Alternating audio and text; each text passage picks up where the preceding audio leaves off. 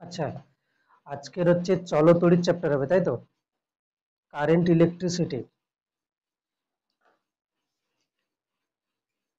তাপের ঘটনাসমূহ চ্যাপ্টার যেটা ছিল সেখানটা হচ্ছে তাপীয় রোধ একটু বাকি থেকে গেছিল, ওইটাকে এখানটায় রোধ করার পরে করে নেবো, ঠিক আছে? তো চ্যাপ্টারের নাম চলতড়িৎ, ঠিক আছে? চলতড়িৎ, কারেন্ট ইলেকট্রিসিটি। খুব ভালো চ্যাপ্টার, খুব ভালো করে মন দিয়ে বুঝবে, ঠিক আছে? চলতড়িৎ বা কারেন্ট ইলেকট্রিসিটি, ঠিক আছে? চলতড়িৎ বা কারেন্ট ইলেকট্রিসিটি 1 নম্বর, বা কারেন্ট ইলেকট্রিসিটি। এই চ্যাপ্টারটা শুরু হওয়ার আগে প্রথমে একটা জিনিস লক্ষ্য কর, চ্যাপ্টারের নাম তো চলতড়িৎ, ঠিক আছে? এখন এই চলতড়িৎ চ্যাপ্টারটা শুরু হচ্ছে কোথা থেকে? প্রথমে হচ্ছে আমাদেরকে জানতে হবে কি আধান। আধান এলো কোথা থেকে? আধান হচ্ছে কি, যদি বলি আধান কাকে বলে, এর সংজ্ঞা কি হবে? আধান ইংরেজি হচ্ছে কিনা চার্জ, ঠিক আছে? তো এই আধান এলো কিভাবে? যেমন আমি যদি ভরের সংজ্ঞা দিই, ভরের সংজ্ঞা কি হবে? ভর কাকে বলে? বল, ভর কাকে বলে? ভরের সংজ্ঞা যদি বলি, ভর কাকে বলে? উম, বল। ভরের সংজ্ঞা অনেক রকম ভাবে দেওয়া যায়। তোরা কি বলেছিস যে কোনো বস্তুর মধ্যে যতটা, যে পরিমাণ জড় পদার্থ থাকে তাকে তার ভর বলে।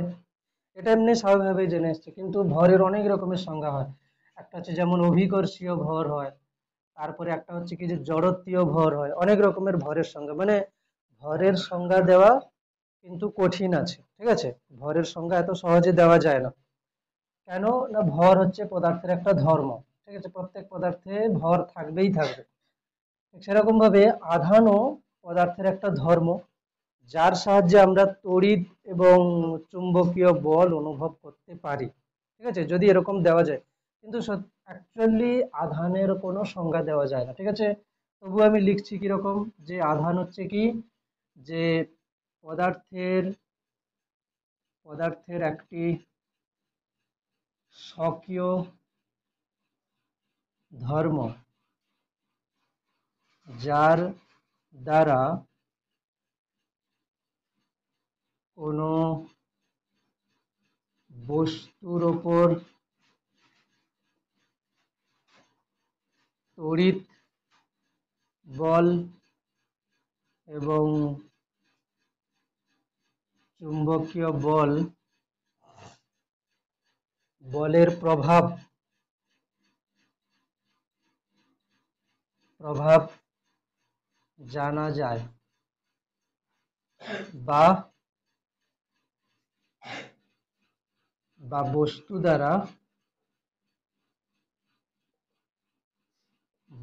দ্বারা প্রযুক্ত তড়িৎ এবং চুম্বকীয় বলের ব্যাখ্যা করা যায়। এরকম করে লিখছি, ঠিক আছে? তাহলে আধান হচ্ছে কি, বস্তুর একটি স্বকীয় স্বকীয় ধর্ম। স্বকীয় ইংরেজি হচ্ছে ইন্ট্রিনসিক বা ইনহেরেন্ট, মানে প্রত্যেক পদার্থের মধ্যেই থাকে, যা কিছুই নেই না কেন, ঠিক আছে? তাহলে কি হচ্ছে, পদার্থের একটি স্বকীয় ধর্ম, যার দ্বারা কোনো বস্তুর ওপর তড়িৎ বল এবং চুম্বকীয় বলের প্রভাব জানা যায়। মানে আমি ধরো এই একটা বস্তু নিচ্ছি, এর উপরে তড়িৎ বল বা চুম্বকীয় বল কিরকম প্রভাব বিস্তার করছে সেটা জানতে পারি, বা এই বলটা, এই বস্তুটা নিজেই তড়িৎ এবং চুম্বকীয় বল যেটা প্রয়োগ করছে সেটাও ব্যাখ্যা করতে পারি। সেটা কার দ্বারা? না, আধানের দ্বারা, ঠিক আছে? এবারে কথা হচ্ছে যে এই আধান প্রথমে এলো কিভাবে? না, দুটো বস্তুকে ঘর্ষণ করলে তাদের মধ্যে একটা আকর্ষণ বল প্রয়োগ হচ্ছে, ঠিক আছে? ফার্স্ট পরীক্ষাতে এটাই জানা যায় যে দুটো বস্তুর মধ্যে ঘর্ষণ করলে সেটা হচ্ছে কি, তাদের মধ্যে একটা আকর্ষণ বল হচ্ছে। সেটাকে উইলিয়াম গিলবার্ট এবং থেলস এরা হচ্ছে কি এই ইলেকট্রন এইসব নাম দিয়ে দিয়েছে। কিন্তু তার আগে আমি একটা জিনিস বলতে চাইছি কি, যে আধানকে আমরা দুটো ভাগে ভাগ করতে পারি, ঠিক আছে? আধানকে আমরা দুটো ভাগে ভাগ করতে পারি। কিরকম? আধান কত প্রকার হবে? দুই প্রকার। ঠিক, আধান দুই প্রকার, আধান বা তড়িৎ আধান। ঠিক আছে, তড়িৎ আধান, তড়িৎ আধান কত হচ্ছে? দুই প্রকার। একটা হচ্ছে কিনা ধনাত্মক আধান, তাই না? একটা হচ্ছে কি ধনাত্মক আধান, আর একটা হচ্ছে কি না ঋণাত্মক আধান। ঠিক আছে, একটা হচ্ছে ধনাত্মক আধান আর একটা হচ্ছে কি ঋণাত্মক আধান। এখন আমরা এই যে ধনাত্মক আধান এবং ঋণাত্মক আধান আসছে, এটা অ্যাকচুয়ালি কিভাবে আসছে না, যদি এখন আমি এটা রেখে দিয়ে একটা জিনিস বলছি যে আধান একটা কি ধরনের রাশি হবে? সিজিএস, আচ্ছা সিজিএস না, আধানের সিজিএস একক এসআই একক তো আসবে, তার আগে বলছি কি না আধান একটা স্কেলার রাশি হবে না ভেক্টর রাশি হবে? আধান একটা স্কেলার রাশি হবে, কেন কি আধানের কোনো দিক নেই।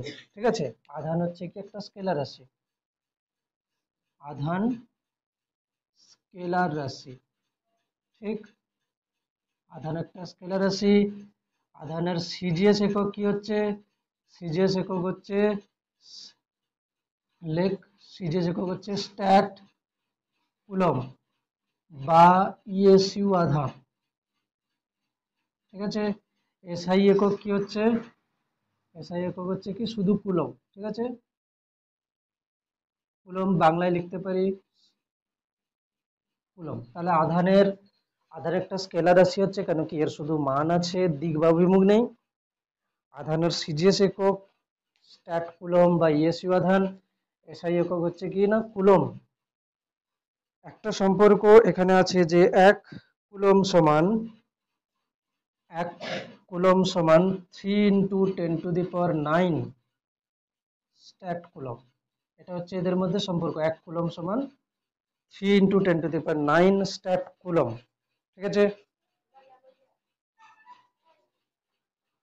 হয়েছে।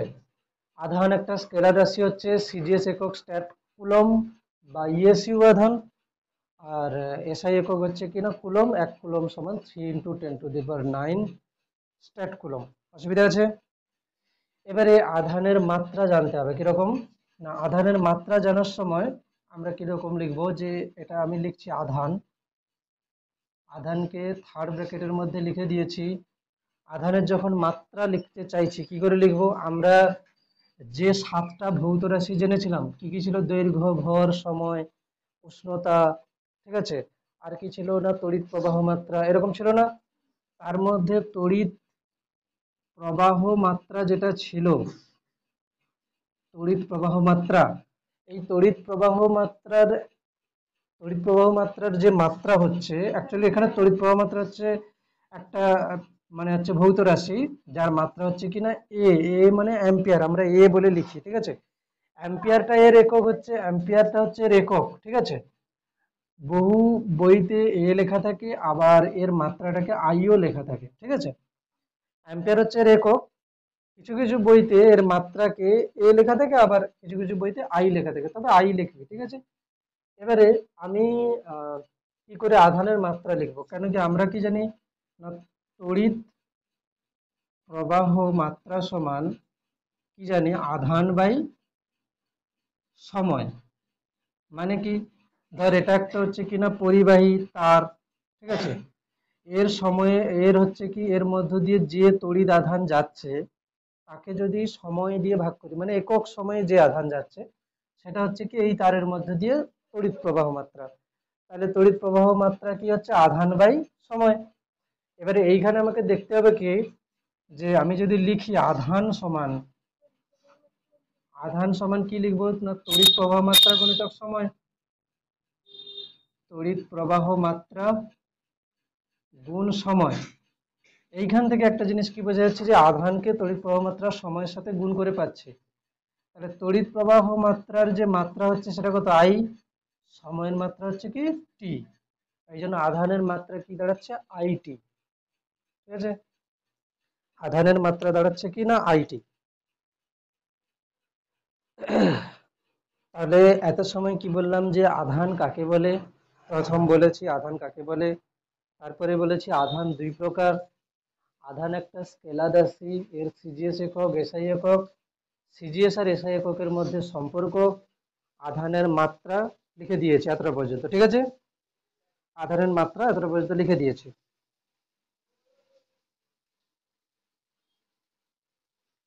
ঠিক আছে, এবারে যেটা লিখবো কি, যে কোনো আধান যখন স্থির অবস্থায় থাকে, তাহলে আধান অনেক রকমের হতে পারে।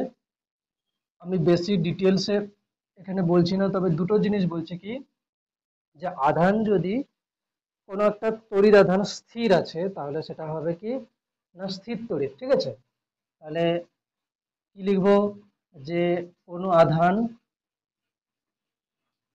আধান যদি স্থির থাকে, স্থির থাকলে সে কি করবে, তার চারপাশে একটা কি করবে না তড়িৎ ক্ষেত্র তৈরি করবে। ধর এটা একটা আধান আছে, এখানে এখানে একটা আধান কিউ আছে, সে যদি স্থির থাকে তার চারপাশে কি করব, কিছুটা জায়গা জুড়ে তার একটা প্রভাব থাকবে, তাই না? তার একটা প্রভাব থাকবে। তাহলে আধান স্থির থাকলে কি হচ্ছে না স্থির তড়িৎ। আধান স্থির থাকলে সেটি তার চারপাশে তড়িৎ ক্ষেত্র তৈরি করে, সেটি তার চারপাশে কি করে তড়িৎ ক্ষেত্র তৈরি করে। আর এই যে যে ব্যাপারটা, আধান স্থির থাকলে, কোনো আধান স্থির থাকলে সেটাকে আমরা কি বলি, স্থির তড়িৎ বলি। ঠিক আছে, স্থির তড়িৎ বলছি। এই পুরো ব্যাপারটা হচ্ছে স্থির তড়িৎ চ্যাপ্টারের মধ্যে চলে আসবে। তবে তোদের এইখানটায় কি আছে, চল তড়িৎ আছে, মানে আধান স্থির থাকলে কি হবে সেটা বলা নেই, তবু কিছুটা জিনিস যেটা বলা আছে সেটা হচ্ছে কিনা কুলম্বের সূত্র। ঠিক আছে, স্থির তড়িতেরও কিছুটা ব্যাপার আছে এখানে, কুলম্বের সূত্র আছে, বিভব বিভব পার্থক্য এইসব আছে। ঠিক আছে, এগুলো হচ্ছে স্থির তড়িতের মধ্যে পড়ে। পরে যখন তড়িৎ প্রবাহ মাত্রা পাঠটা শুরু হচ্ছে, ওখান থেকে চলা তড়িৎ শুরু হচ্ছে। ঠিক আছে,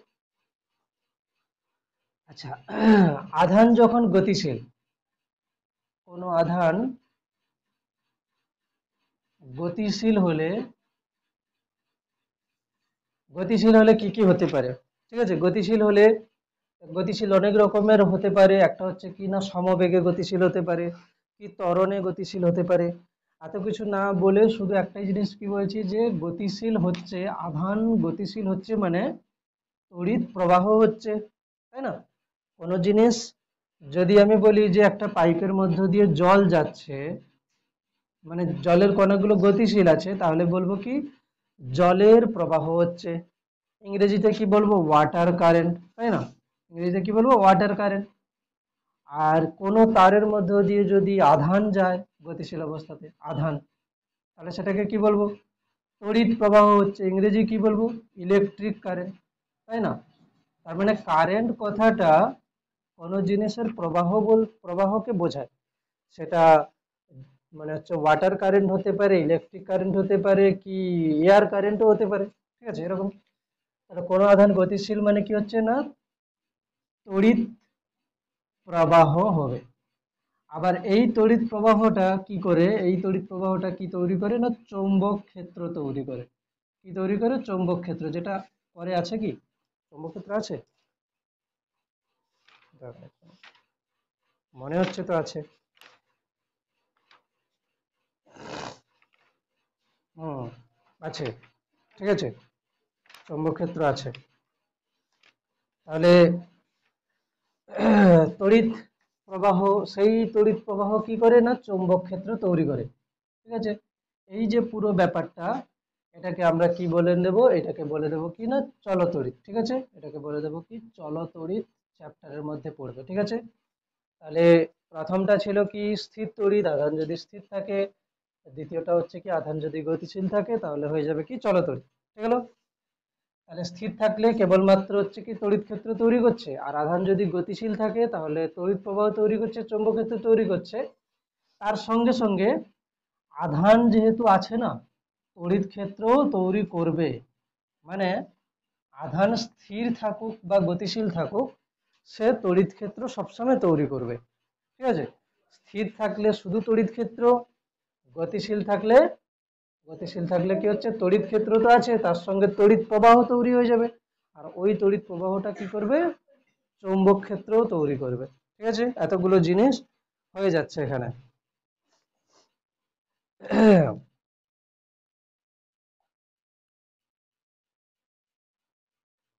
তাহলে এবারে উম, এখান থেকে কিছু সংজ্ঞা দিচ্ছে, সেটা লিখে নিই। প্রথমে কি লিখবো? স্থির তড়িৎ। ঠিক আছে, কি লিখবো? এটাকে তো দেখালাম এরকম করে, এবার সংজ্ঞাটা যখন লিখবো, লেখ হেডিং দিয়ে স্থির তড়িৎ।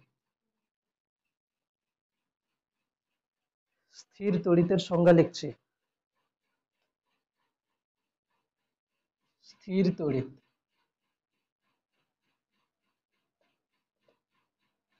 যে তড়িৎ, লেখ যে তড়িৎ,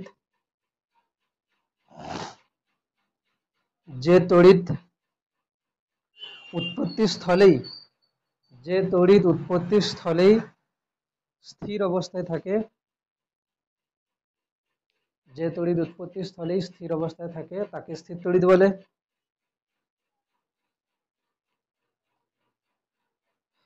যে তড়িৎ উৎপত্তি স্থলেই স্থির অবস্থায় থাকে তাকে স্থির তড়িৎ বলে। তারপরে লিখ চলতড়িৎ। চলতড়িতের হেডিং দিয়ে লিখবি চলতড়িৎ। যে তড়িৎ পরিবাহীর, যে তড়িৎ পরিবাহীর মধ্য দিয়ে, যে তড়িৎ পরিবাহীর মধ্য দিয়ে এক স্থান থেকে অন্য স্থানে যেতে পারে, এক স্থান থেকে অন্য স্থানে যেতে পারে, যে তড়িৎ পরিবাহীর মধ্য দিয়ে এক স্থান থেকে অন্য স্থানে যেতে পারে তাকে চলতড়িৎ বলে।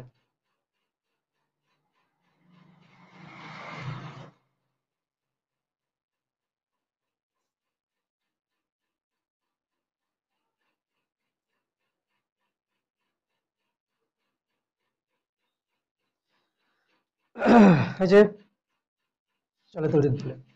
এবারে আমি যেটা দেখাচ্ছিলাম যে আধান দুই প্রকার লিখছিলাম। ঠিক আছে, আধান দুই প্রকার লিখছিলাম। তো এখানে আমি লিখবো কি, একটা পরমাণু, ঠিক আছে, একটা পরমাণুর নিউক্লিয়াস, সেই পরমাণুর নিউক্লিয়াসে কে কে থাকে? প্রোটন আর নিউট্রন থাকে।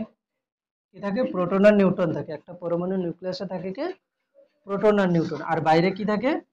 ইলেকট্রন থাকে। ঠিক আছে, তাহলে পরমাণুর মধ্যে কত প্রকার কণা থাকছে? সাধারণত তিন প্রকার। ঠিক আছে, তো এই তিন প্রকার কণার মধ্যে আমি কি লিখে নেবো এইখানটায়, যে পরমাণুর মধ্যে যে তিন প্রকার কণা আছে তাদের আধান এবং ভর এইগুলো একটু লিখে নেবো। ঠিক আছে, প্রথমে এখানে লিখছি যে তিন প্রকার যে কণা আছে, ইলেকট্রন, প্রোটন আর নিউট্রন, সেগুলো লিখছি।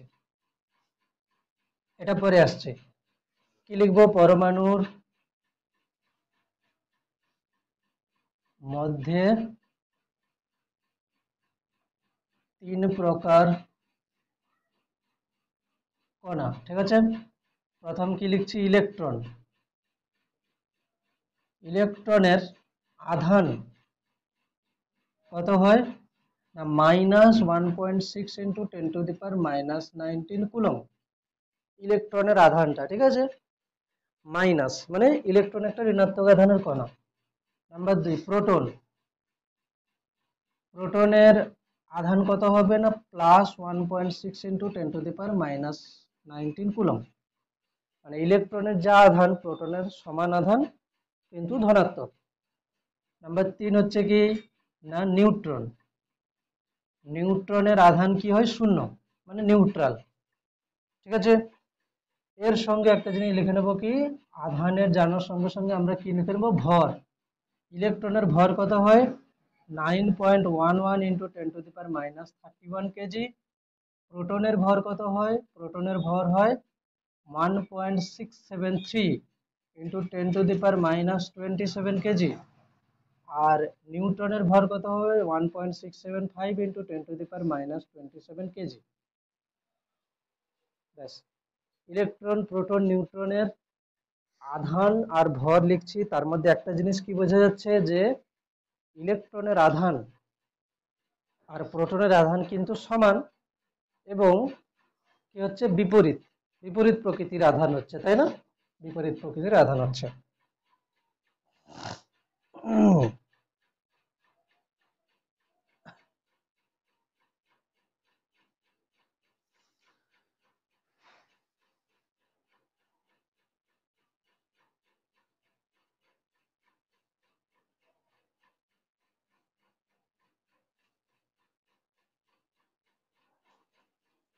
তাহলে ইলেকট্রন, প্রোটন, নিউট্রন তিনটে কণা আছে, সেটার মধ্যে কি হচ্ছে না, না ইলেকট্রনের আধান আর প্রোটনের আধান কি হচ্ছে, সমান সমান হচ্ছে এবং বিপরীত প্রকৃতির হচ্ছে। এবার দেখ, একটা পরমাণু আমি যদি আঁকি, সেই পরমাণুর নিউক্লিয়াস এটা, আমি ধরে নিচ্ছি কি যে এই নিউক্লিয়াসে 6টা প্রোটন আছে আর কি আছে, 7টা নিউট্রন আছে, ঠিক আছে?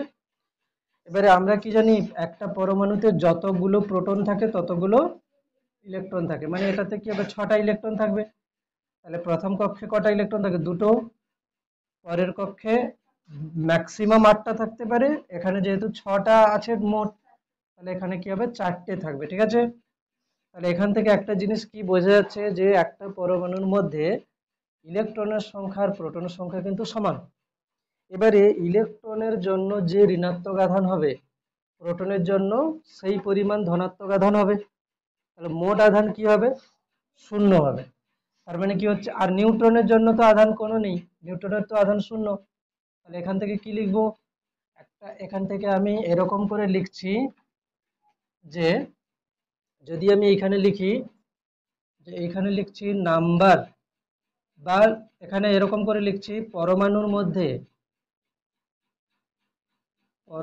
মধ্যে ইলেকট্রন সংখ্যা সমান কি লিখবো, প্রোটন সংখ্যা, পি সংখ্যা মানে প্রোটন সংখ্যা, ঠিক আছে? ইলেকট্রন সংখ্যা সমান প্রোটন সংখ্যা। এখান থেকে কি লিখে দেবো, মোট আধান কি হবে, 0 হবে, ঠিক আছে? তাহলে পরমাণুর মধ্যে ইলেকট্রন সংখ্যা সমান প্রোটন সংখ্যা দাঁড়াচ্ছে, তাহলে এই জন্য কি হচ্ছে, মোট আধান 0 হচ্ছে। তার মানে কি, প্রত্যেক পরমাণু নিস্তড়িত, তাই না? পরমাণু কি হবে, নিস্তড়িত, মানে পরমাণুর মোট আধান 0। এইবারে এইখানে আমি কি করব, আচ্ছা এটা লিখে নে, পরমাণু ইলেকট্রন সংখ্যা প্রোটন সংখ্যা সমান হচ্ছে, এই জন্য পরমাণু কি হচ্ছে, নিস্তড়িত হচ্ছে।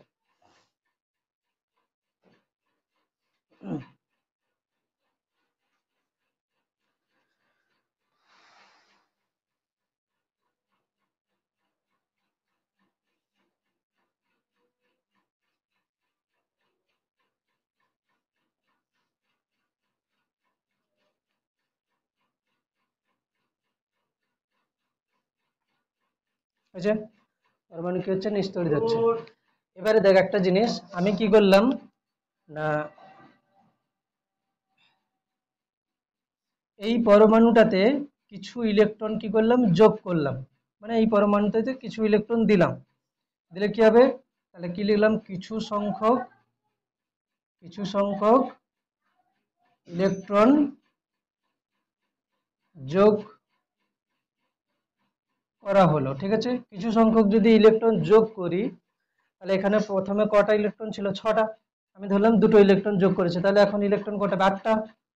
তাহলে 8টা ইলেকট্রনের জন্য যে ঋণাত্মক আধান হবে, এখানে প্রোটন কটা আছে, 6টা প্রোটন, তাহলে এখান থেকে কি বোঝা যাচ্ছে, যে ইলেকট্রনের সংখ্যাটা প্রোটন থেকে বেড়ে যাবে। তাহলে এখানে কি লিখবো, ইলেকট্রন সংখ্যা ইজ গ্রেটার দেন প্রোটন সংখ্যা, হ্যাঁ কি না বল? এখানে কি লিখবো, ইলেকট্রন সংখ্যা ইজ গ্রেটার দেন প্রোটন সংখ্যা। তাহলে তখন এইটা হয়ে যাবে কি, এইটা হয়ে যাবে কি না, ঋণাত্মক আধান, তাই না? এটা হয়ে যাবে কি না, ঋণাত্মক আধান। ঋণাত্মক আধানকে আমরা কি বলি, অ্যানায়ন বলি, তাই না? অ্যানায়ন বলি, ঋণাত্মক আধানকে আমরা কি বলি, অ্যানায়ন বলি, আর ধনাত্মক আধানকে কি বলি, ক্যাটায়ন বলি। এবার এই দিকে আমি যদি লিখি, কিছু ইলেকট্রন কিছু ইলেকট্রন কিছু ইলেকট্রন ইলেকট্রন কি করলাম, বর্জন করেছে, এই পরমাণুটা কিছু ইলেকট্রন কি করেছে, ছেড়ে দিয়েছে, কিছু ইলেকট্রন বর্জন করেছে, তাহলে কি হবে না, ইলেকট্রন সংখ্যা কম হবে, প্রোটন সংখ্যাটা বেশি হবে। তাহলে ইলেকট্রন সংখ্যা যদি কম হয় তাহলে কি হচ্ছে, ইলেকট্রনের জন্য যে ঋণাত্মক আধান সেটা কম হবে, প্রোটনের জন্য ধনাত্মক আধান বেশি হবে। আর এখানে হয়ে গেছে কি না, মোট 4টে ইলেকট্রন। তাহলে নিউক্লিয়াসে কয়টা প্রোটন আছে, 6টা প্রোটন। তাহলে কি হবে না, এটা হয়ে যাবে কি ধনাত্মক আধান। ধনাত্মক আধান, ধনাত্মক আধান ইংরেজি হচ্ছে কি না ক্যাটায়ন। ক্যাটায়ন। তাহলে এখান থেকে কি বোঝা যাচ্ছে, যে কোনো বস্তুকে আমি যদি কোনো হচ্ছে বস্তু কি হচ্ছে সবসময় বেশিরভাগ মানে সময় কি হচ্ছে না নিস্তড়িত থাকছে, কেন, এর মধ্যে এর মধ্যে প্রোটন আর ইলেকট্রনের সংখ্যা সমান হচ্ছে। এবারে এই বস্তুটা তড়িদাহিত হবে কখন, যদি এর মধ্যে ইলেকট্রনের সংখ্যার কোনো পরিবর্তন করানো হয়। হয় ইলেকট্রন যোগ করব বা ইলেকট্রন আমি কি করব নিয়ে নেব, তবে গিয়ে এটা কি হবে তড়িৎ আধানে আহিত হবে, না হলে স্বাভাবিক অবস্থায় কি হবে এটা নিস্তড়িত থাকবে। তাহলে একটা কোশ্চেন যদি বলি, পরমাণু সর্বদা নিস্তড়িত হয় কেন, একটা কোশ্চেন লিখ, পরমাণু সর্বদা নিস্তড়িত হয় কেন। প্রত্যেক পরমাণু, বা লিখতে পারিস শুধু পরমাণু লিখলেও হবে, পরমাণু সর্বদা নিস্তড়িত হয় কেন।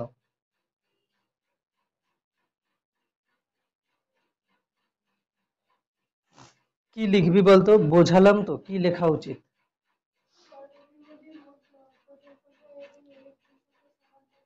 আহ, এরকম করে লিখবি তো। এবার এইটাকে একটু সুন্দর করে সাজিয়ে লিখতে হবে, কি লিখবো, লেখ পরমাণুর মধ্যে তিনটি অবপারমাণবিক কণা বর্তমান। প্রথম, পরমাণুর মধ্যে তিনটি অবপারমাণবিক কণা বর্তমান।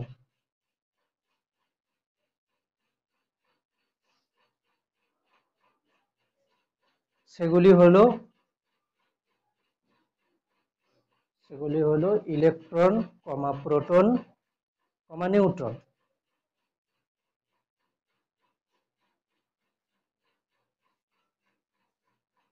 Electron, proton, neutron. তাহলে প্রথমে কি লিখেছি, পরমাণুর মধ্যে তিনটি অবপারমাণবিক কণা বর্তমান, সেগুলি হলো কিনা প্রোটন, ইলেকট্রন, প্রোটন, নিউট্রন। ঠিক আছে, এবার কি লিখবো, লেখ নিউট্রন, নিউট্রন নিউট্রনের কোনো আধান নেই, নিউট্রনের কোনো আধান নেই, অর্থাৎ নিস্তড়িত কণা, অর্থাৎ নিস্তড়িত কণা। নিউট্রনের কোনো আধান নেই অর্থাৎ নিস্তড়িত কণা। ঠিক আছে, পূর্ণচ্ছেদ। প্রোটন ধনাত্মক, প্রোটন ধনাত্মক আধানগ্রস্ত কণা,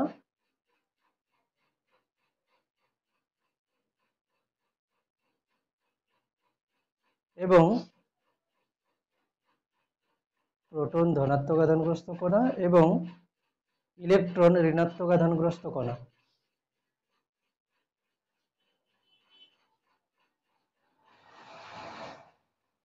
এবং দুজন এবং এই দুটি কণার আধানের মান সমান, এবং এই দুটি কণার আধানের মান সমান, এই দুটি কণার আধানের মান সমান হয়েছে। প্রত্যেক পরমাণুতে প্রত্যেক পরমাণুতে প্রত্যেক পরমাণুতে ইলেকট্রন এবং প্রোটনের সংখ্যা সমান হয়, প্রত্যেক পরমাণুতে ইলেকট্রন এবং প্রোটনের সংখ্যা সর্বদা সমান হয়।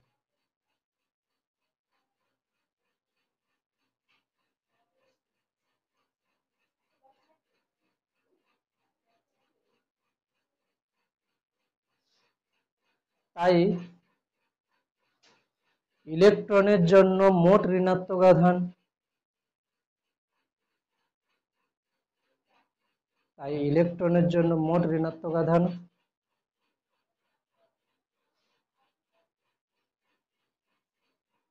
এবং প্রোটনের জন্য মোট ধনাত্মক আধান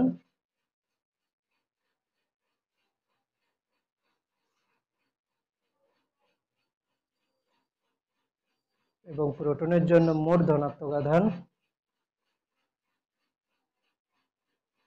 সমান হওয়ায়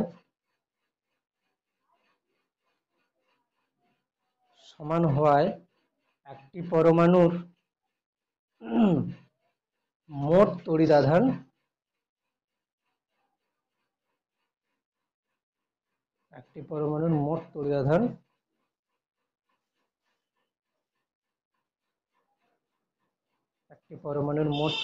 শূন্য হয়, অর্থাৎ পরমাণু সর্বদা নিস্তড়িত হয়। ব্যাস, 2 নম্বরের কোশ্চেন। একবার পড়ে দেখ কি লিখেছি।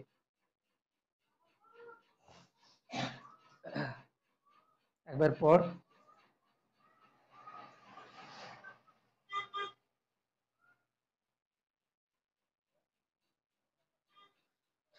কেউ একজন পড় পুরোটা।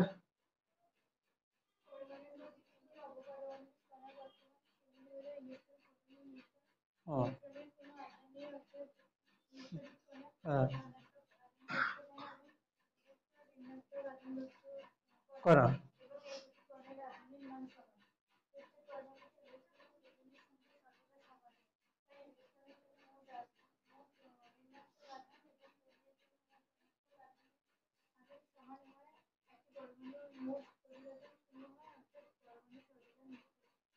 ঠিক আছে। দেখ, এই উত্তরটা কিরকম লেখা হচ্ছে বলতো, যে এমন ভাবে উত্তর লেখা হবে যে মাস্টার যেন কোনো কোশ্চেন করতে না পারে, মানে জিরো ডাউট অ্যান্সার যাকে বলে। না হলে তুই হচ্ছে এমন করে একটা অ্যান্সার লিখলি যেখানে মাস্টার কোশ্চেন তুলতে পারে যে এটা কোথা থেকে হলো, কিভাবে হলো। ঠিক আছে, ওই জন্য পুরো অ্যান্সারটাকে এমন ভাবে সাজাতে হবে যেখানে সমস্ত মানে ব্যাপারটা ওখানেই থাকে এবং সুন্দরভাবে লিখতে হবে, এই জন্যই এরকম করে লেখা। আচ্ছা, এটা হলো। তাহলে কোনো বস্তুকে আমরা তড়িদাহিত করছি কিভাবে? তার মধ্যে ইলেকট্রন সংখ্যার পরিবর্তন ঘটিয়ে।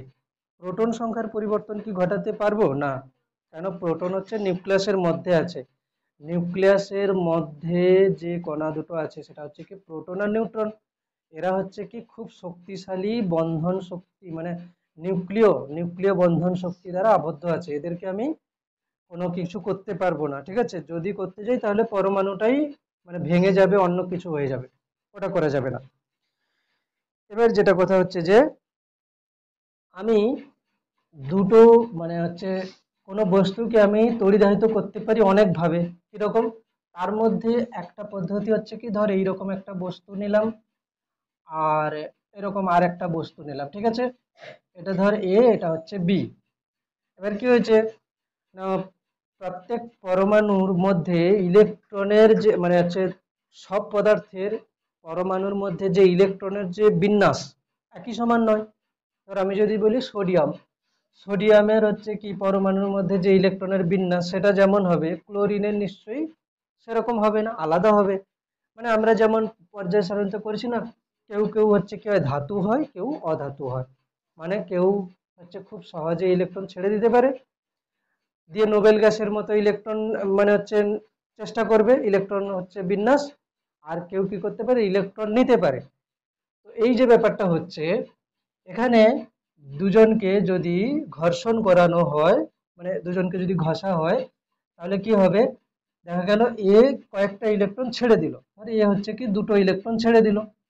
এ দুটো ইলেকট্রন ছেড়ে দিল, সেই দুটো ইলেকট্রন কি করলো না, বি নিয়ে নিল। তাহলে যে ইলেকট্রন ছেড়ে দেয় সে কি হয়?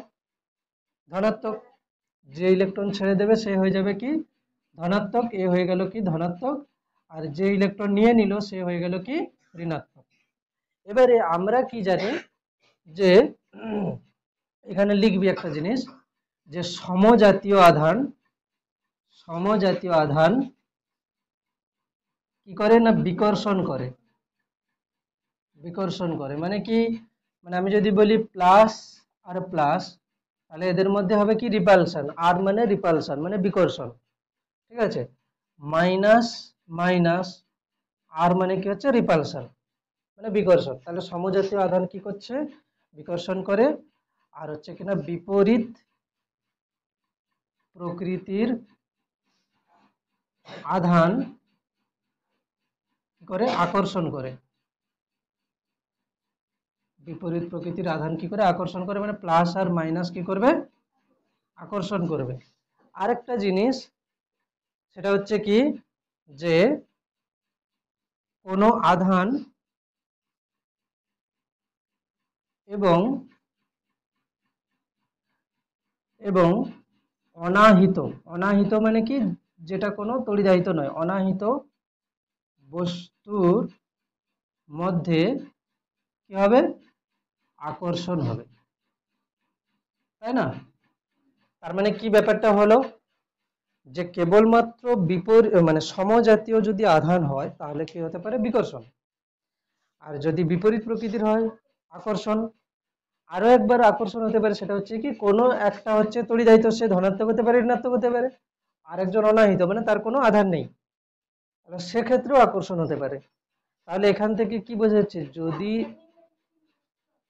আধান নেই মানে, ধর এই দেওয়ালটা যদি আমি এখন হাত দিই, এটাকে কোনো কারেন্ট শক লাগছে, লাগছে না, মানে এই এখন নিস্তড়িত, ঠিক আছে, বা এই বোর্ডটা এখন নিস্তড়িত, কিন্তু এর মধ্যে যে পরমাণুগুলো আছে তাতে ইলেকট্রন প্রোটন আছে, কিন্তু এদের মধ্যে যে ইলেকট্রন প্রোটন আছে সেটা কি হচ্ছে, সমান সমানে আছে।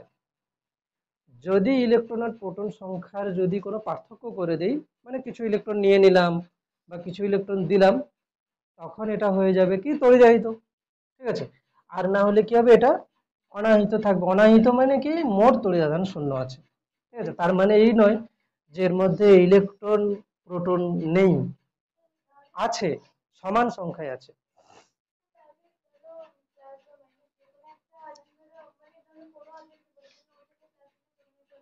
হ্যাঁ, আচ্ছা, এর সঙ্গে কেন আকর্ষণ করবে, তাই তো, এটা এটা হচ্ছে হয় আবেশ, আবেশ বলে একটা জিনিস আছে, তার জন্য হবে আকর্ষণ। কি হচ্ছে, এখানে দেখ, সময় জাতীয় আধান বিকর্ষণ করছে, তো এবার দেখ এখানে আবেশ কিরকম হচ্ছে, যে আমি ধর এখানে ধনাত্মক আধানের কোনো বস্তুকে নিয়ে এলাম, আর এই বস্তুটা আছে কি, নিস্তড়িত, এরকম আছে তো, নিস্তড়িত। এবার বলছি যে কেন আকর্ষণ হবে, কেন এখানে আবেশ হয়, মানে আমি এখানে কোনো একে হচ্ছে কি করিনি, না এদের এদের দুজনকে আমি স্পর্শ করাইনি, একটু কাছে আছে, ঠিক আছে। এবার হয় কি, এর মধ্যে কি হয়, অনেক ইলেকট্রন আছে, এর মধ্যে অনেক ইলেকট্রন আছে। এবার সেই ইলেকট্রন গুলো কি হয়, যে এই যে যে ধনাত্মক আধান আছে না, এর মধ্যে ইলেকট্রন গুলো কি হবে, আকর্ষণ হয়ে এই সাইডে চলে আসবে, ঠিক আছে। মানে এর মধ্যে অনেক ইলেকট্রন প্রোটন আছে, ইলেকট্রন গুলো আকর্ষণ হয়ে এই দিকে চলে আসবে। আর তাহলে এই দিকে কি হচ্ছে, ইলেকট্রনের ঘাটতি পড়ে যাচ্ছে, যেদিকে ইলেকট্রনের ঘাটতি পড়ে যায় আমরা সেদিকটাকে কি বলি, প্লাস বলি। যেদিকে ইলেকট্রন বেশি সেদিকটা মাইনাস, যেদিকে ইলেকট্রন ঘাটতি সেদিকটা হচ্ছে প্লাস। এবার আমি যদি দেখি এখানে কি হচ্ছে, এই যে যে ঋণাত্মক আধান, এই যে যে ধনাত্মক আধান, এদের মধ্যে কি হবে, আকর্ষণ।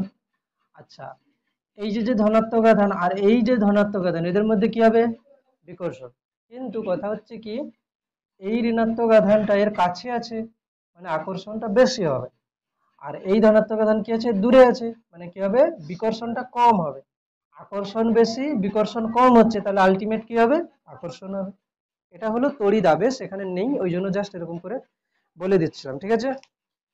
তাহলে যদি আমি বলি যে দুটি বস্তুর মধ্যে আকর্ষণ হচ্ছে, তাহলে কিন্তু আমি কনফার্ম বলতে পারবো না যে দুজনেই তড়িদাহিত আছে, কারণ কি একজন তড়িদাহিত হলে একজন অনাহিত হতে পারে, বা দুজন বিপরীত প্রকৃতির আধানে হতে পারে, কিন্তু দুজন যদি বিকর্ষণ করে তাহলে কিন্তু আমি কনফার্ম বলতে পারবো যে দুজনেই তড়িদাহিত, ঠিক আছে। ওই জন্য একটা জিনিস কি লিখে দিচ্ছি, জাস্ট শুধু লিখে দে যে বিকর্ষণই হলো তড়িৎগ্রস্ততার চূড়ান্ত প্রমাণ। মানে দুটি বস্তুর মধ্যে যদি বিকর্ষণ হয় তাহলে বলবো কি তারা তড়িৎগ্রস্ত। বিকর্ষণ, বিকর্ষণ হলো তড়িৎগ্রস্ততার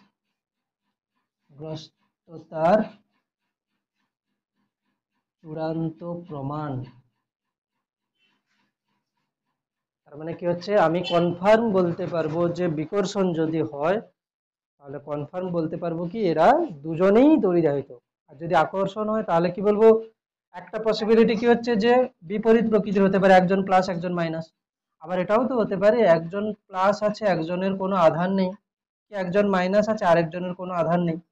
ঠিক আছে, এখান থেকে আমি কনফার্ম বলতে পারবো না যে দুজনেই আহিত কিনা। ঠিক আছে,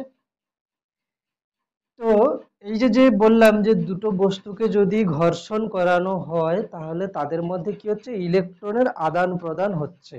হয়ে কি হচ্ছে, দুজনের ইলেকট্রন যখন আদান প্রদান হলো, এবারে যখন দুজনের ইলেকট্রন আদান প্রদান হলো, একজন হয়ে গেল কি প্লাস আর একজন হয়ে গেল মাইনাস। এখন এদের মধ্যে কি হবে, আকর্ষণ। এটাই বইয়ের মানে কি বলবো, ইন্ট্রোডাকশন যেটা ভূমিকাতে বলা ছিল। কি বলেছে যে, এটা জাস্ট একটু আমি রিডিং পড়ছি, গ্রিক দার্শনিক থেলস, ঠিক আছে, কি না অ্যাম্বার কে পশম দিয়ে ঘষলে, অ্যাম্বার, লক্ষ্য করেন যে অ্যাম্বারকে পশম দিয়ে, অ্যাম্বার হচ্ছে কি পাইন গাছের একটা আঠা, তাকে পশম দিয়ে ঘষলে সেটি কাগজের ছোট টুকরো এবং ছোট হালকা অন্যান্য বস্তুকে আকর্ষণ করতে পারে। মানে সেই অনেক সময় দেখেছিস না যে শীতকালে মাথার মানে চুলে হচ্ছে কি চিরুনি দিয়ে করার পরে কাগজ দিয়ে করলে কাগজগুলো আটকে যায়, কেন না চুলের সঙ্গে যখন চিরুনির ঘর্ষণ হচ্ছে তখন চুল আর চিরুনির মধ্যে ইলেকট্রনের আদান প্রদান হচ্ছে। ঠিক আছে, এবার চিরুনিটা কিছুটা তড়িদাহিত হয়ে গেছে। আর চিরুনি হচ্ছে কি, চিরুনি হচ্ছে একটা কি বলবো, একটা হচ্ছে অন্তরক পদার্থ, মানে ধাতব পদার্থ নয়, অন্তরক পদার্থ। তো যে চিরুনিটাকে তুই যেখানেই হচ্ছে মানে চুলের সঙ্গে ঘর্ষণ হয়েছে সেখানে যে আধানগুলো মানে হয়েছে, তৈরি হয়েছে, ধনাত্মক বা ঋণাত্মক, তৈরি নয় মানে ইলেকট্রন এসছে কি গেছে যাই হোক, তো সেটা কিন্তু ওখানেই থেকে যাবে। আমি যে হাত দিয়ে ধরে আছি না, সে কিন্তু আমার শরীরের মধ্য দিয়ে মাটিতে যেতে পারবে না। কখন যেতে পারবে, যদি ওটা ধাতব পদার্থ হয়। যেহেতু চিরুনি একটা অধাতব পদার্থ মানে অন্তরক পদার্থ, তাহলে কি হচ্ছে, আধানটা ওখানেই জমা থাকবে। ঠিক আছে, আধানটা ওখানেই যখন জমা আছে, এবার যখন আমি কাগজগুলো নিয়ে আসছি, ছোট ছোট কাগজের টুকরো, কি হবে, কাগজের টুকরোটা এই তড়িদাহিত বস্তুর কাছে কাছে, এখানে কি হবে, ওই যে যে আবেশটা দেখালাম, ওই আবেশের জন্য কি হবে, এদের মধ্যে আকর্ষণ হবে। হ্যাঁ, কিছুক্ষণ পরে না আটকে থাকবে। ঠিক আছে, এবারে এই আধানগুলো তো খুব একটা বেশি নয়। ঠিক আছে, কিছু কিছু সময় আটকে থাকবে। আবার হচ্ছে কি হবে, যখন এখান থেকে যাবে গিয়ে আধানগুলো প্রশমিত হয়ে যাবে কিছু সময় পরে, তখন কি হবে, মানে কি আহ, এখানে যে আধানটা এসছিল চুলের থেকে, ইলেকট্রন আসুক কি ইলেকট্রন যাক, তার জন্য ধনাত্মক কি ঋণাত্মক যাই হোক হয়েছে, এবারে কাগজগুলো যখন আটকে যাবে, কাগজগুলো তো কিছু আধান নিয়ে নেবে ওখান থেকে, নিয়ে কি হবে, এবার তুই যদি না ছাড়িয়ে দিস ওটা আটকেই থাকবে কিছু সময়।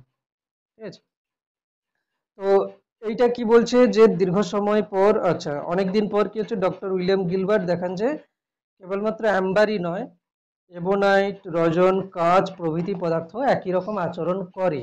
মানে দুজনকে যদি, দুটো বস্তুকে যদি ঘর্ষণ করানো হয় তাহলে সেটা কি করে না এরকম একটা আকর্ষণ বল প্রয়োগ করছে। ওটাকেই নাম দিয়ে দেয় কি, কি নাম দেয়, অ্যাম্বারকে গ্রিক ভাষায় ইলেকট্রন বলে।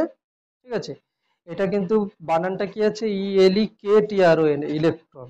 ঠিক আছে, তবে ওই ইলেকট্রন কিন্তু আলাদা। এখানে অ্যাম্বারকে গ্রিক ভাষায় ইলেকট্রন বলছে। পরমাণুর মধ্যে যে ইলেকট্রন সেটাকে জে জে থমসন, ঠিক আছে, মিলিকান অয়েল ড্রপ এক্সপেরিমেন্ট থেকে ইলেকট্রনের আধান মাপা হয়েছিল, আধান বাই ভর। ঠিক আছে, তো এখানে হচ্ছে কি, এখান থেকেই মোটামুটি ইলেকট্রিসিটির ব্যাপারটা আসে যে এরকম একটা আকর্ষণ বল হচ্ছে, মানে প্রথম ধারণাটা এখান থেকেই আসে যে দুটো বস্তুর মধ্যে ঘর্ষণ করলে একটা আকর্ষণ বল হচ্ছে, কিছু তো একটা আছে। তারপর থেকে এই রিসার্চ চলতে থাকে এবং তড়িৎ আধান ধনাত্মক ঋণাত্মক এইসব ব্যাপার আসে, তারপরে এদের মধ্যে আকর্ষণ বল, বিকর্ষণ বল ইত্যাদি ইত্যাদি হচ্ছে। ঠিক, তো এবার এখান থেকে চলে আসবো কি আমার ভূমি মানে হচ্ছে ভূমিকা যেটা হচ্ছে প্রথম, সেটা হয়ে গেছে তড়িৎ আধানের পুরো ব্যাপারটা হয়ে গেছে। এখন আসবো কি কুলম্বের সূত্র। মানে দুটো তড়িৎ আধানের মধ্যে যে বল কাজ করছে সেটা কি রকম হবে। কুলম্বের সূত্র খুব ইম্পর্টেন্ট। কুলম্বের সূত্র হেডিং দে, কুলম্বের সূত্র।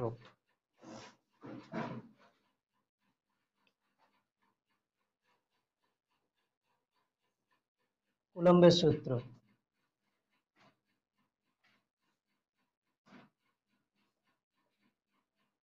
কি লিখবো? দুটি স্থির, দেখ এখানেই আমি স্টপ করছি। দুটি স্থির, স্থির মানে কি?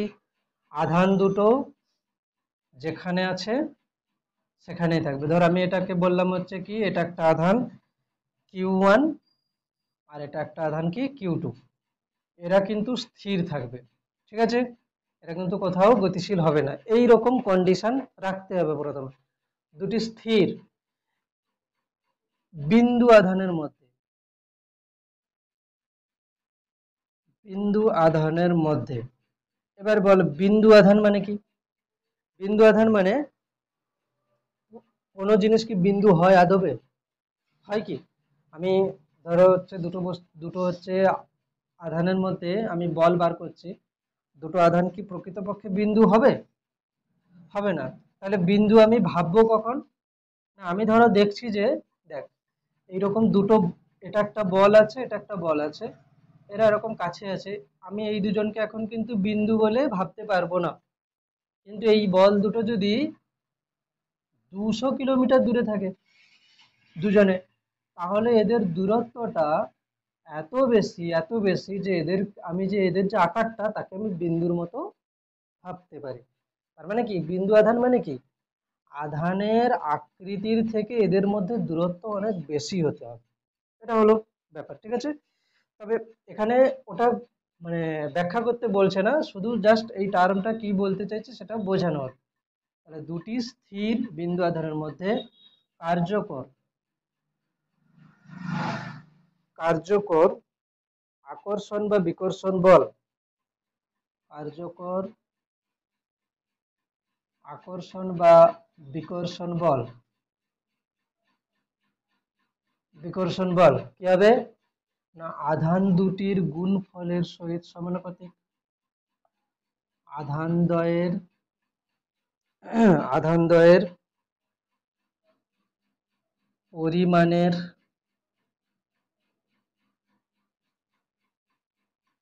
গুণফলের সহিত সমানুপাতিক এবং তাদের মধ্যবর্তী দূরত্বের বর্গের ব্যস্তানুপাতিক। ঠিক আছে? তাহলে পুরো সংজ্ঞাটাকে একদম মানে ডিটো লিখে দিতে হবে, ঠিক আছে? আর এইবারের ইউনিট টেস্ট পরীক্ষাতে কুলম্বের সূত্র লিখতে পড়বে 2 মার্কস। এখন থেকেই বলে দিচ্ছি, ঠিক আছে? দেবে, এটা মাস্টারের চোখে লাগবেই। কুলম্বের সূত্র কাকে বলে, 2 মার্কস, ব্যাস। ঠিক আছে? কুলম্বের সূত্র কাকে বলে 2 মার্কস দেবে, আর একটা শর্ট কোশ্চেন দেবে আধানের মাত্রা লিখতে। মিলিয়ে নিস পরীক্ষাতে, যদি না দেয়। ঠিক আছে? আচ্ছা, দুটি স্থির বিন্দু আধানের মধ্যে কার্যকর আকর্ষণ বা বিকর্ষণ বল আধানদ্বয়ের পরিমাণের গুণফলের সহিত সমানুপাতিক। এবং এবার পরে বলবি স্কুলে স্যারের সঙ্গে হাত আছে, কোশ্চেন বোধ স্যারকে দিয়ে দিচ্ছে। ঠিক আছে?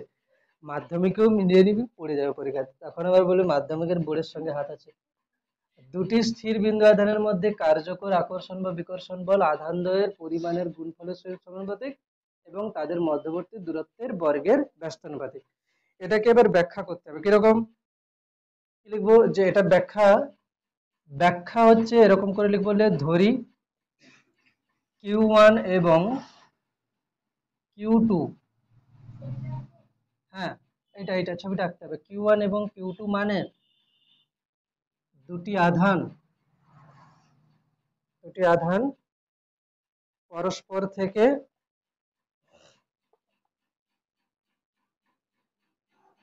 দুটি আধান পরস্পর হতে আর দূরত্বে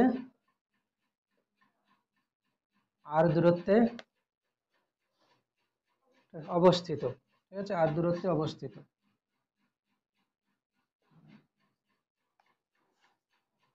এদের মধ্যে কার্যকর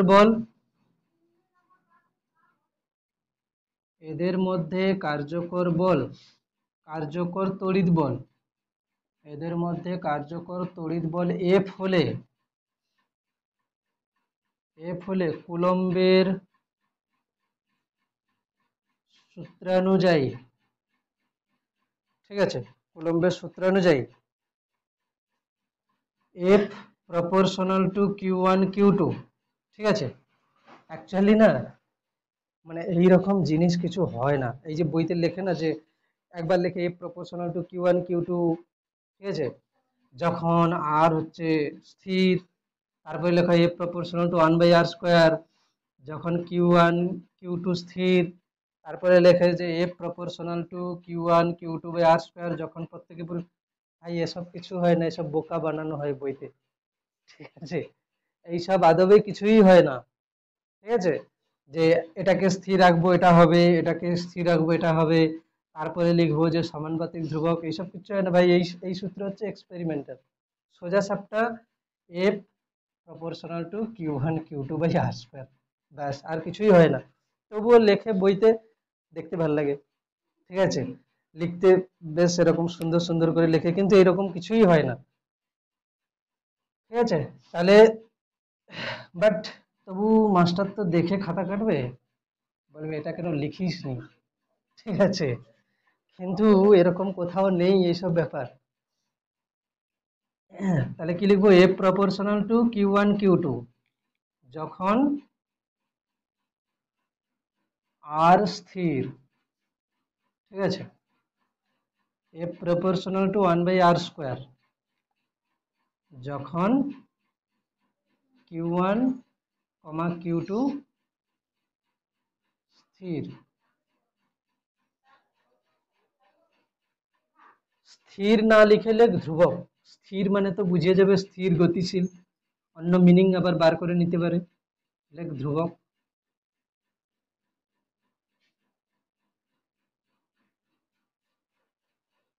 যখন আর হচ্ছে কি ধ্রুবক, তখন হচ্ছে কি F proportional to Q1 Q2, যখন Q1, Q2 ধ্রুবক, তখন হচ্ছে কি এফ প্রপোর্শনাল টু 1/r²। এরপরে কি লিখবো, যে F proportional to Q1 Q2/r², পাশে কি লিখবো, যখন Q1, Q2, R প্রত্যেকে পরিবর্তনশীল, ঠিক আছে, প্রত্যেকে পরিবর্তনশীল।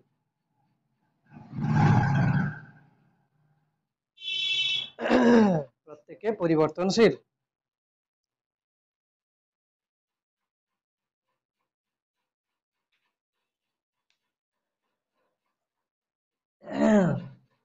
এবার কি লিখবো, এফ সমান কে ইন্টু Q1 Q2/r², কে হচ্ছে কি একটা ধ্রুবক, কি লিখবো, এফ সমান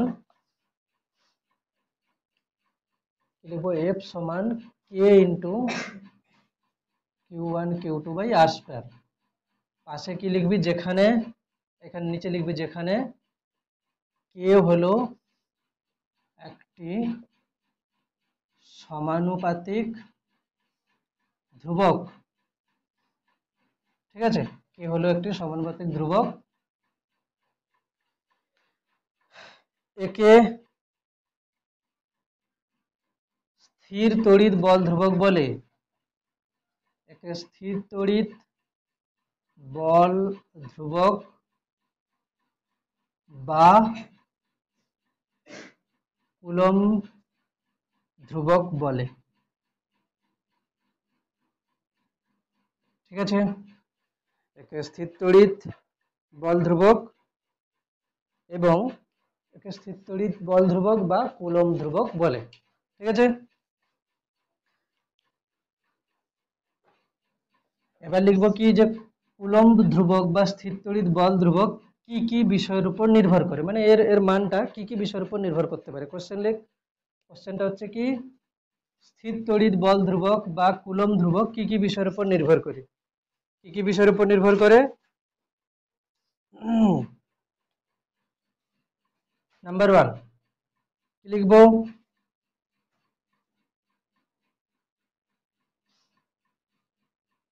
তড়িৎ বল,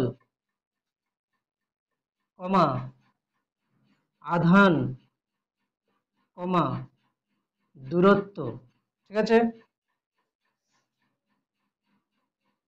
এদের এককের উপর নির্ভর করে, মানে এরা আমি কি কি এককে নিচ্ছি, তাই তো? এককের উপর নির্ভর করে। আর কি 2 হচ্ছে কি না মাধ্যমের প্রকৃতির উপর নির্ভর করে, প্রকৃতির উপর নির্ভর করে। মানে ব্যাপার হলো কি, আমি যদি তড়িৎ বল, আধান, দূরত্ব এদেরকে সিজিএস এককে নিই, তাহলে কি এর একটা মান আসবে, বা এসআই এককে নিলে সেরকম একটা মান আসবে, তাই না? সিজিএস একক, এসআই একক। আর কি না মাধ্যমের প্রকৃতি, মানে দুটো আধানকে আমি বায়ুতে রেখেছি না জলে রেখেছি না অন্য কোনো গ্যাসের মধ্যে রেখেছি, তার উপরে কি করবে, ওই এই যে কেটা এটা নির্ভর করবে, ঠিক আছে? এবারে কিছু জিনিস তার বলে লিখে রাখ, সেটা হচ্ছে কি যে সিজিএস পদ্ধতিতে শূন্য মাধ্যমের ক্ষেত্রে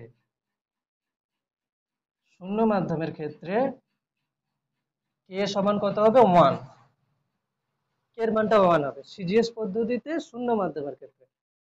আর কি না এসআই পদ্ধতিতে শূন্য মাধ্যমের ক্ষেত্রে কি হবে? কে সমান একটা জিনিস লেখে, আমি ওটাকে লিখছি না, এর মধ্যে 1/4πε0 লিখে, বাট এখানে শুধু মানটাই তোরা জেনে রাখবি 9 × 10⁹। আমাকে বলতো যে এর একক কি লিখবো, কি লেখা উচিত একক? যদি আমি কে এর একক লিখতে চাই, আমি মানটা লিখে দিয়েছি তো, 9 × 10⁹ লিখে দিয়েছি, এইটার একক আমি কি লিখবো? দেখ, যদি একক লিখতে চাস তাহলে কিরকম লেখা উচিত? একক যদি লিখতে চাস কিরকম লেখা উচিত? এখানে এফ আছে না এই সাইডে, আর স্কোয়ারটাকে গুণ করে দিলাম, নিচে Q1 Q2 লিখলাম, সমান কি হবে? কে। আমি কে এর একক বার করতে চাইছি না, কে এর একক বার করতে গেলে কি হবে, সবাইকে ওই সাইডে নিয়ে যেতে হবে, কেটাকে একা রাখতে হবে। এবার দেখ এর একক কি লেখা উচিত? এফ মানে কি? বল, বলের একক কি? নিউটন। আচ্ছা, আর স্কোয়ার মানে কি? দূরত্বের স্কোয়ার, মানে কি হবে? Metre square. আর নিচে হচ্ছে কি এটা একটা আধান, এটা একটা আধান, আধানের কি হবে? কুলম্ব আর কুলম্ব, তাই না? এগুলো সব এসআই একক হচ্ছে, তাহলে কি হবে? কুলম্ব স্কোয়ার, তাই না? আর যদি এটাকে সিজিএস পদ্ধতিতে শূন্য মাধ্যমের ক্ষেত্রে এর যদি একক লিখতাম কি হতো? ডাইন সেমি স্কোয়ার বাই কি হবে? স্ট্যাট কুলম্বের স্কোয়ার, ঠিক আছে? Dyne cm square by stat কুলম্বের স্কোয়ার।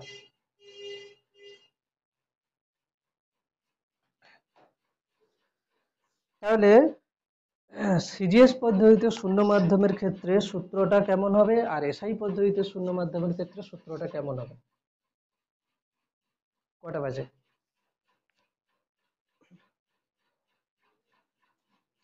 অনেক বাকি এখন, 25 মিনিট বাকি, 25 মিনিটে পুরো বই শেষ হয়ে যায়।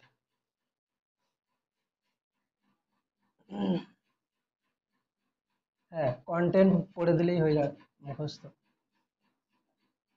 ঠিক আছে? তাহলে কি লিখবো? সিজিএস পদ্ধতিতে শূন্য মাধ্যমের ক্ষেত্রে সূত্রটা কেমন লিখবো? সিজিএস পদ্ধতিতে শূন্য মাধ্যমের ক্ষেত্রে এফ সমান কি লিখবো? Q1 Q2 by r square. কেন কি ওখানে কেটা হচ্ছে কত হবে? 1 হবে, মানে কেটা 1 হবে। তাহলে এখান থেকে আমি তারপরে কি লিখবো? এসআই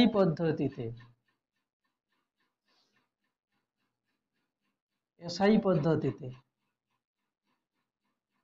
শূন্য মাধ্যমের ক্ষেত্রে কি লিখবো? এফ সমান কি লিখবো? 9 × 10⁹ লিখতে হবে এখানে, into Q1 Q2 by r square. বোঝা যাচ্ছে? তাহলে এখানে আমাদের কুলম্বের সূত্র কমপ্লিট হচ্ছে।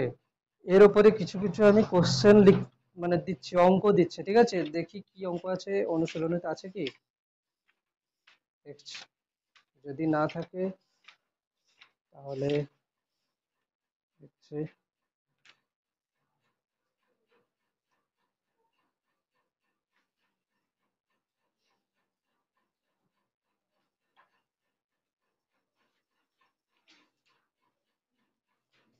আপাতত তো নেই সেরকম কিছু কোশ্চেন, আমি তবু দিচ্ছি কিরকম।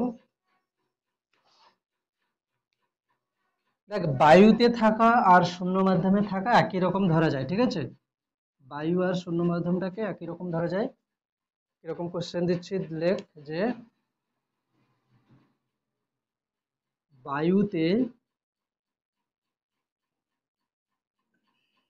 2 কুলম্ব এবং 4 কুলম্ব আধান দুটি পরস্পর হতে 2 মিটার দূরত্বে অবস্থান করলে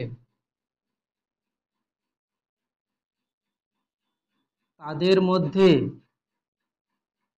তড়িৎ বল কত হবে? করে ফেল। বায়ুতে মানে শূন্য মাধ্যম ধরতে পারিস, ঠিক আছে? বায়ু মাধ্যমের যেরকম ধরছি শূন্য মাধ্যমে সেরকমই ধরছি। অ্যাকচুয়ালি বায়ুতে যেমন এখানে 1 ধরেছি, শূন্য মাধ্যমে 1 ধরেছি, বায়ুতে কত হয় 1.00, তারপরে কিছু দু একটা ডিজিট থাকে, তো 1 ধরাই যায়। চেষ্টা কর কি হবে এটা। এটা কোন পদ্ধতিতে বলেছে, সিজিএস না এসআই? এসআই। বায়ুতে বলেছে শূন্য মাধ্যম, ব্যাস করে ফেল।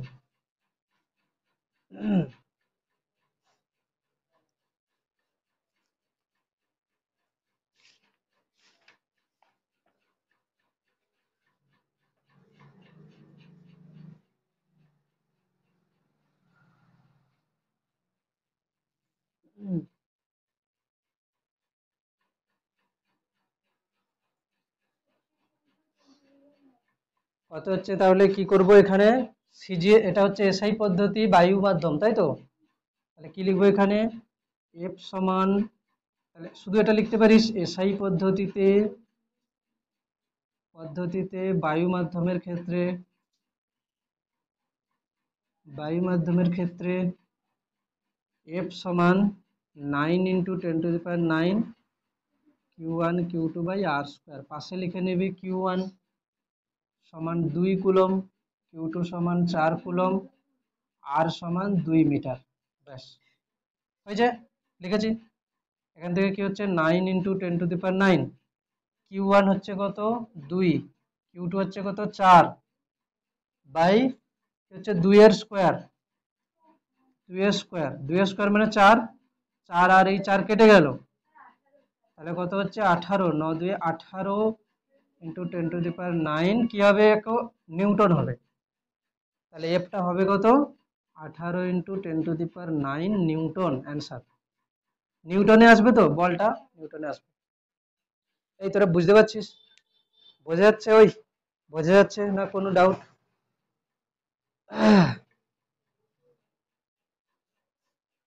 আর একটা কোশ্চেন করব শর্ট কোশ্চেনের মতো, কুলম্বের সূত্র দিয়ে, তারপরে তড়িৎ বিভব এটাও লিখে দেব।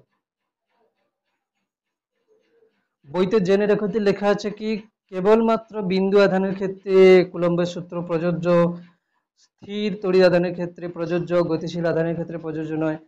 তাহলে এটা একটা কোশ্চেন লিখে নিতে পারিস, এক্ষুনি লিখে দিচ্ছি কোশ্চেনটা। সেটা হচ্ছে কি, কোন কোন ক্ষেত্রে কুলম্বের সূত্রটি প্রযোজ্য হবে, এটা একটা কোশ্চেন। কোন কোন ক্ষেত্রে কুলম্বের সূত্রটি প্রযোজ্য হবে, লিখে নিবি ওইটা, তাই তো?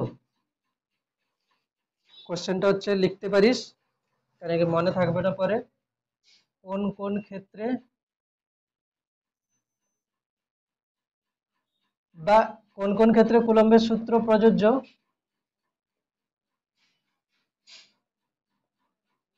সূত্র প্রযোজ্য হবে এছাড়া এর সঙ্গে আরেকটা কোশ্চেন কিরকম হতে পারে, কুলম্বের সূত্র প্রয়োগের শর্ত। কোশ্চেন লেখ, না হলে কি হবে, একই রকমের কোশ্চেন মনে হবে যে এটা আলাদা কোশ্চেন। কুলম্বের সূত্র প্রয়োগের শর্ত লেখো। ঠিক আছে, এর উত্তর কি হবে, জেনে রেখতে আছে। এক হচ্ছে কি, দুটি আধানকে বিন্দু আধান হতে হবে, তাই না? দুটি আধানকে বিন্দু আধান হতে হবে। এখানে একটা জিনিস আরেকটা লিখছি, হতে হবে, অর্থাৎ অর্থাৎ আধানের আকারের তুলনায় তাদের মধ্যবর্তী দূরত্ব, বা এরকম লিখতে পারিস, অর্থাৎ আধান দুটির মধ্যবর্তী দূরত্বের তুলনায়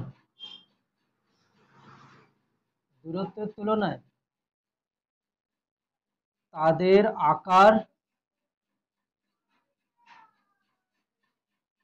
প্রায় নগণ্য হতে হবে। এই হলো লেখার স্ট্যান্ডার্ডটি। দেখ, একজন লিখে আসবে যে দুটি বিন্দু আধান হতে হবে, আর একজন লিখবে দুটি আধানকে বিন্দু আধান হতে হবে, অর্থাৎ এই যে এটা লিখলো, এই লেখাগুলো দুটো খাতার মধ্যে ডিফারেন্স হবে। বুঝাচ্ছে কি, যে দুটো বিন্দু আধান কখন হবে, তখন মাস্টার জানবে কি, হ্যাঁ ওকেও নাম্বার দেবে একেও নাম্বার দেবে, কিন্তু এই যে যে লেখাটা, আধান দুটির মধ্যবর্তী দূরত্বের তুলনায় তাদের আকার প্রায় নগণ্য হতে হবে, এটা লেখার মানে মাস্টার বুঝবে যে একটু ভালো জানে যে বিন্দু আধানটা কেন হচ্ছে। সেকেন্ড হচ্ছে কি, আধান দুটিকে স্থির থাকতে হবে। ঠিক আছে, আধান দুটিকে স্থির থাকতে হবে। এবার দেখ, এই কোশ্চেনটা পড়ে গেলি তো, পরীক্ষায় দিয়েছে যে কোন ক্ষেত্রে কুলম্বের সূত্র প্রযোজ্য নয়। এবার কি লিখবি, হ্যাঁ, কোন ক্ষেত্রে কুলম্বের সূত্র প্রযোজ্য নয়, তখন কি লিখবি, যে আধান দুটি যদি গতিশীল থাকে, আর কি, আধান দুটি যদি বিন্দু আধান না হয়, অর্থাৎ আধান দুটির মধ্যবর্তী দূরত্বের তুলনায় তাদের আকার বড় হতে পারে, এরকম লিখে দিবি। ঠিক আছে, এরকম করে কোশ্চেন বুঝতে হবে। ঠিক আছে, কোশ্চেন ঘোরানো যেতে পারে এরকম করে। আচ্ছা,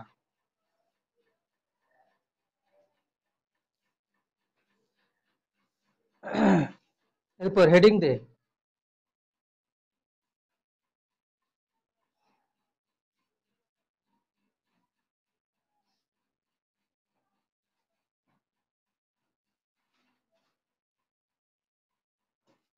তড়িৎ ক্ষেত্রের কোন বিন্দুর বিভবের সংজ্ঞা দাও।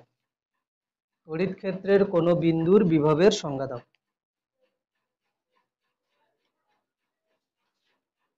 ঠিক আছে, তড়িৎ ক্ষেত্রের কোন বিন্দুর বিভবের সংজ্ঞা।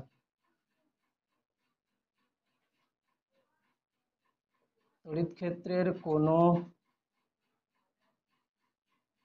বিন্দুর বিভবের সংজ্ঞা কি হবে, লেখ। অসীম দূরত্ব হতে অসীম দূরত্ব হতে অসীম দূরত্ব হতে একটি একক ধনাত্মক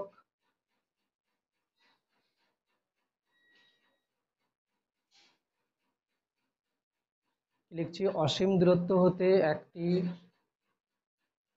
একক ধনাত্মক তড়িদাধানকে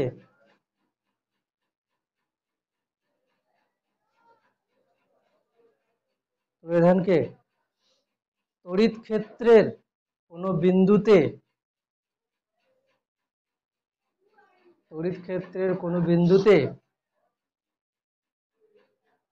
বিন্দুতে খুব ধীর ভাবে আনতে খুব ধীর ভাবে আনতে যে পরিমাণ কার্য করতে হয়, যে পরিমাণ কার্য করতে হয়, যে পরিমাণ কার্য করতে হয় তাকে ওই বিন্দুর, তাকে ওই বিন্দুর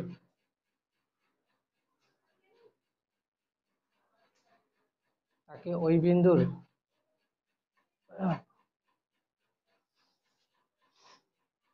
তড়িৎ বিভব বলে।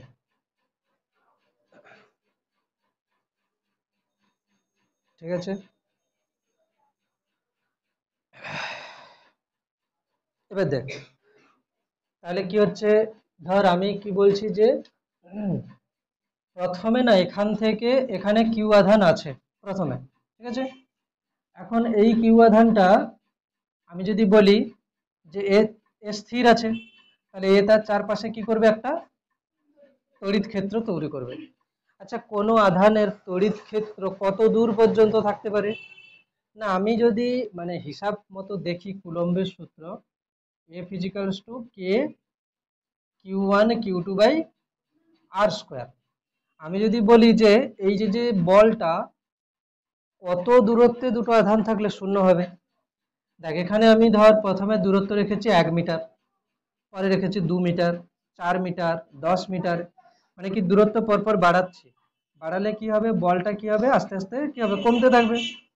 এখন বলটা পুরো শূন্য হয়ে যাবে কখন, যখন এই যে যে দূরত্বটা এটা অসীম হয়ে যাবে। তার মানে আমি কি বলতে পারি যে দুটো আধান যদি অসীমে থাকে তাহলে এদের মধ্যে তড়িৎ বল শূন্য হবে। তার মানে কুলম্বের সূত্র অনুযায়ী কি বলা যাচ্ছে যে দুটো আধান পরস্পর অসীমে থাকলে তাদের মধ্যে বল শূন্য হবে। কিন্তু বাস্তবে আমরা কি দেখি যে দুটো আধান ধর 10-15 সেন্টিমিটার কি এত দূরে আছে, কিছুটা দূর পর্যন্ত বলটা অনুভব হচ্ছে, তারপরে আর বল অনুভব হচ্ছে না, মানে বাস্তবে যদি দেখি। কিন্তু সূত্রের মাধ্যমে যদি দেখি তাহলে হচ্ছে কি অসীমে। এবারে আমি যদি এখন এখানে বলি যে এই যে যে কিউ আধানটা আছে এর একটা তড়িৎ ক্ষেত্র আছে, তাহলে একদম অসীমে যদি বলি, মানে পুরো একদম অসীম দূরত্ব, মানে এখান থেকে অনেক দূরত্বে চলে গেছে, যেখানে একটা একক ধনাত্মক আধানকে, একক ধনাত্মক আধানের উপরে এর কোনো প্রভাবই নেই, ঠিক আছে। মানে এখানে যে অসীম দূরত্বে যে আধানটা আছে এর উপরে এই আধানের কোনো প্রভাব নেই, ঠিক আছে। তাহলে এই যে যে কোনো প্রভাব নেই, এবার আমি কি করব, একে না আমি কি করব, আস্তে আস্তে আস্তে আস্তে আস্তে আস্তে এই তড়িৎ ক্ষেত্রের এই বিন্দুটাতে নিয়ে আসবো। এটা করতে যে কাজ করতে হবে আমাকে সেটাই হবে কি এই বিন্দুর তড়িৎ বিভব। এবার আমি কেন লিখেছি খুব ধীর ভাবে, বইতে কিন্তু খুব ধীর ভাবে এই কথাটা লেখা নেই। খুব ধীর ভাবে লেখার কারণ যে দেখ প্রথমে ধর আমি এখানে ছিলাম, এখান থেকে আমি আস্তে আস্তে আসছি, আস্তে আস্তে কি হবে, এর তড়িৎ ক্ষেত্রের মধ্যে ঢুকবে একটা সময়। তড়িৎ ক্ষেত্রের মধ্যে ঢুকলে দেখা যাবে হয়তো কি এটা ধনাত্মক আধান, তাহলে এই ধর এখানে যখন আছে এই ধনাত্মক আধান একে কি করবে, বিকর্ষণ করবে, হ্যাঁ কি না, বিকর্ষণ করবে। এই বিকর্ষণ করার সময় তো সেই বিকর্ষণ বলটাকে কাজ মানে আমাকে কি করতে হবে, অতিক্রম করে এগোতে হবে, হ্যাঁ কি না, এগোতে হবে। তার জন্য আমাকে একটা কাজ করতে হবে। তো এই যে যে আমি এগোচ্ছি, এই এগোনোর সময় আমি যদি একটা বেগ নিয়ে এগোই, মানে একটা হচ্ছে কি গতিবেগ নিয়ে এগোই, তখন কিন্তু একটা গতি শক্তি চলে আসবে, তাই না। বস্তুর কত রকমের শক্তি, একটা হচ্ছে স্থিতিশক্তি, একটা হচ্ছে গতিশক্তি। তাহলে এখানে আমি যে পরিমাণ কার্যটা করছি যদি আস্তে আস্তে আসি, ওই পুরো কার্যটা কি হবে, এই আধানের মধ্যে সঞ্চিত হবে, ওটাই হচ্ছে কি তড়িৎ বিভব হবে। যদি আমি একে জোরে নিয়ে আসি তাহলে কি হবে, কিছুটা গতিশক্তিতে ক্ষয় হয়ে যাবে। মানে আমি ধর একটা বলকে, এই দেখ এটা তোরা তো জানিস যে অভিকর্ষ মানে স্থিতিশক্তি, যেটা ধর এই এই পেনটা আমার হাতে আছে, এটা পেনটা আমার হাতে আছে এখানে, আমি কি করলাম, মাটি থেকে কি করলাম, পেনটাকে খুব আস্তে আস্তে আস্তে আস্তে আস্তে আস্তে আস্তে আস্তে তুলে এতটা দূরত্বে নিয়ে এলাম, ঠিক আছে। তাহলে এখানে আমি যে কাজটা করলাম এটা কি হবে, এই পেনে স্থিতিশক্তি হিসাবে সঞ্চিত হবে মোট। কিন্তু আমি যদি নিয়ে আসার সময়কে জোরে নিয়ে আসি তাহলে কি হবে, আমি যে কাজটা করেছি সেটা স্থিতিশক্তিতে গেছে, কিছুটা গতিশক্তিতেও গেছে। ওই জন্য সংজ্ঞাতে কি লেখা ছিল, খুব ধীর ভাবে, ঠিক আছে। এইবারে আমি যদি বলি যে আমি এখানে যদি বলি যে এইখানে যে আধানটা ছিল না, এটাকে আমি স্মল কিউ ধরে নিচ্ছি, ঠিক আছে। এখন আমি বলছি যে ক্যাপিটাল কিউ আধানকে নিয়ে আসতে কার্য করতে হয়েছে ডাব্লু, তাই না? তাহলে ক্যাপিটাল কিউ আধানকে নিয়ে আসতে কার্য করতে হয়েছে কত, ডাব্লু। একক আধানকে নিয়ে আসতে কার্য করতে হয়েছে কত, ডাব্লু বাই কিউ, যেটাকে বলছি ভি, ঠিক আছে। তাহলে সংজ্ঞা তোরা লিখেছিস। আমি এত সময় কি বোঝালাম যে ধীর ভাবে কেন নিয়ে আসতে হবে, এই কথাটা বোঝালাম, ঠিক আছে। লেখ, অসীম দূরত্ব থেকে প্লাস কিউ আধানকে, অসীম দূরত্ব থেকে প্লাস কিউ আধানকে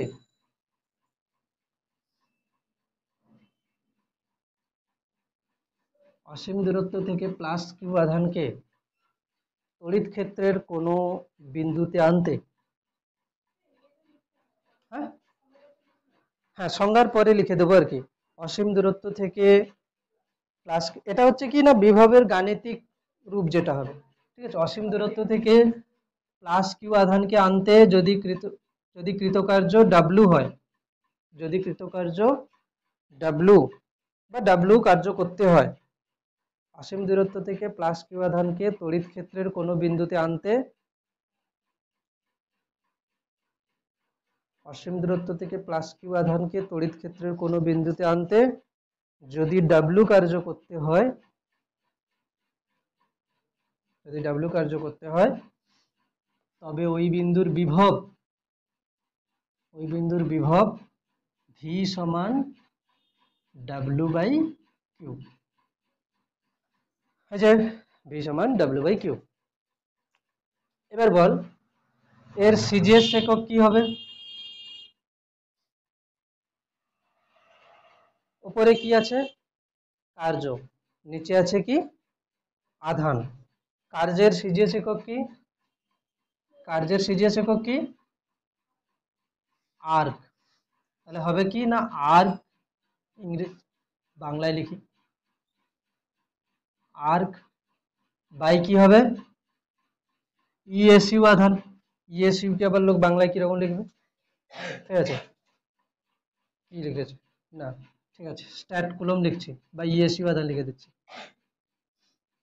ঠিক আছে।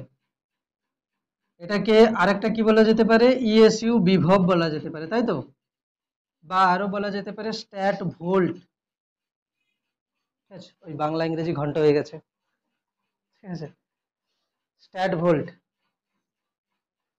তাহলে কি হচ্ছে, সিজিএস একক হচ্ছে কি আর্ক বাই ইএসইউ আধান, নিচে কেউ স্ট্যাট কুলম্ব লিখতে পারে, তাই না, ইএসইউ আধান যা স্ট্যাট কুলম্ব তা, মানে সব যদি জেনে রাখিস গোলাবে না কিছু, আপাতত স্ট্যাট কুলম্ব লেখা যেতে পারে, ঠিক আছে।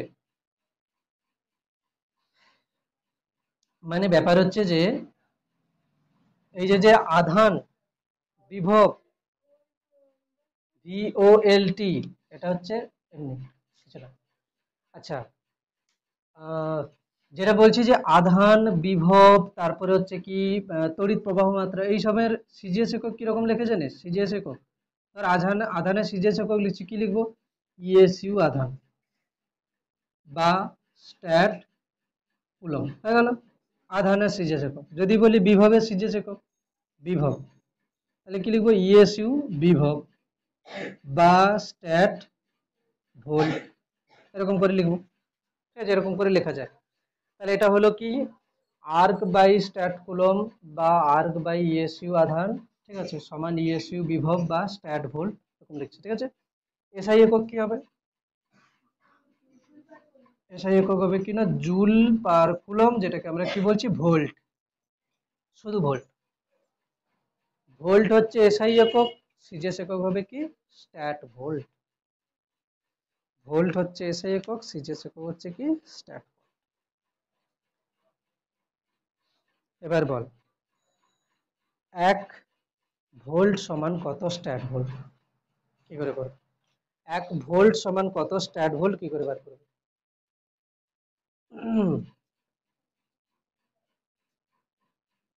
যদি লিখি 1 ভোল্ট সমান কত স্ট্যাট ভোল্ট,